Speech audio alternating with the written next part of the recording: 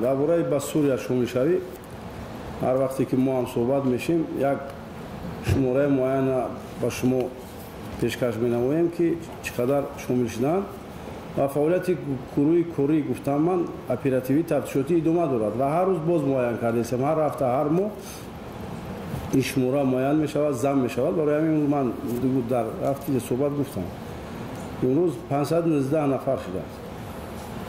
аз ин зиёда 150 нафарш ба ҳалокат расидааст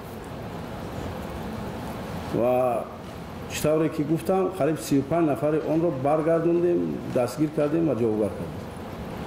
аз хиди Сурия 9 нафар баргардондем бо воситаи корҳои профилактикии оперативӣ. аз Туркия низ 9 нафар ки мехостанд ба Сурия ба воситаи сарҳадот убур кунанд дастгир кардем. 2 нафар аз Россия ва 1 нафар аз ҷумҳурии Қазоқистон ва 14 нафар дигар аз худи ҳамин ҷумҳурии Тоҷикистон муайян ва дастгир кардем ва пешроҳша гирифтем ки ба гурӯҳҳои террористӣ экстремистӣ ва Сурия дигар давлатҳое ки муноқишаҳои ҷангӣ идома доранд пеширавшонро гирифта баргардонем. дар умум 35 нафар шаҳрвандони ҷумҳурии Тоҷикистонро мо аз ин роҳ баргардондем то имрӯз ва зиёде аз ин ки ихтиёран баргашта буданд воло аз ҷавобгарӣ мутобиқи қонунгузории ҷумҳурии Тоҷикистон аз ҷавобгарӣ озод кардем ва дар ҷои зист истиқомат карда истодаанд.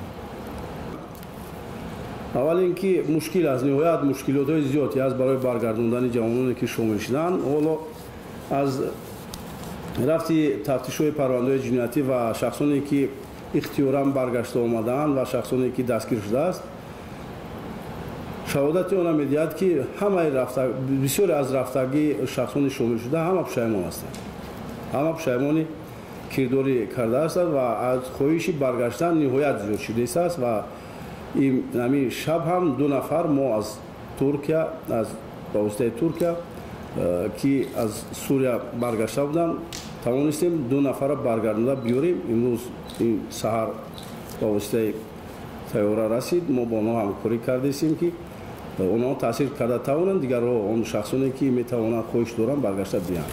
албатта хеле мушкил аст. касе ки медонед чӣ тавре ки медонед касе ки хоҳиши аз ин давлатҳо аз ин гурӯҳҳо мехоҳанд ки фирор кунанд ва баргашта биёянд албатта қатл карда мешавад. хутон ба воситаи ахбори умум шоҳиди он ҳастем ки зиёда аз садҳо нафарҳо қатл карда шудааст. лекин роҳҳои муайяне аст ки бо роҳи корҳои оперативӣ бо дигар роҳҳо бо дастгирии давлатҳои ҳамкор мо метавонем ин шахсонро баргардонем ва ин корро дар оянда низ идома медиҳем.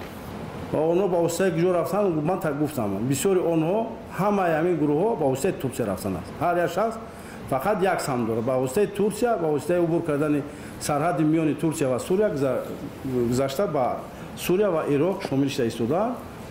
ман гуфтам чанд нафаре ки дастгир карда овардем ва кадоме ки худшон баргашта омаданд бо хоҳиши худ як чиза қайд мекунанд ки ҳама пушаймон ҳастанд рафтагӣ дар он ҷо. ҷавононе ки ба ин гурӯҳҳо шомил мешаванд ба гурӯҳ калавида мешаванд инҳо як дониши мукаммал надоранд ва нақши худро дар ҷомеа надоранд, ягон ҷои кор намеёбанд, кор намекунанд ва оҳиста ба гурӯҳҳое ки барои ҷалб намудани ҷавонон ба ин гурӯҳҳо сару кор доранд шомил мешаванд, ба онҳо фирифта мешаванд ва онҳо ба воситаи самтҳои маршрутҳои махсус баъзан маблағгузорӣ карда мешавад ба гурӯҳҳои ҷинояткори ҳамин давлати исломӣ бо ном ки дар Сурия ва Ироқ ва дигар ҷо фаъолият доранд шомил мешаванд. чораҳои зиёде меандешем.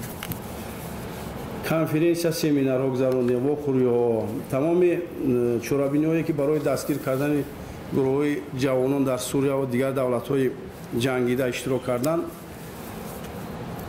ба воситаи ахбори умум ба телевизион пешкаши мардум кардем ки чӣ оқибатҳо дорад ва чӣ хел пушаймониҳо дорад ба мардум фаҳмодем. аз он ҷумла шахсоне ки ихтиёран баргаштанд бо мардум ҳамсуҳбат шуданд, мо шароити имконият фароҳам овардем ва мардум диданд ки чӣ хел гурӯҳҳо фирифта мешаванд, ба кадом роҳ ба ин давлатҳо сафарбар мешаванд, чӣ хел дар он ҷо ғайри мусулмонӣ ба онҳо рафтор мекунанд, чӣ хел оқибати вазнин онҳо гирифтор мешаванд ва баргаштани онҳо ниҳоят вазнин аст ба мардум фаҳмондем. баъди гузарондани чунин чорабиниҳо хеле коҳиш ёфтааст ба гурӯҳҳои ифротгароӣ.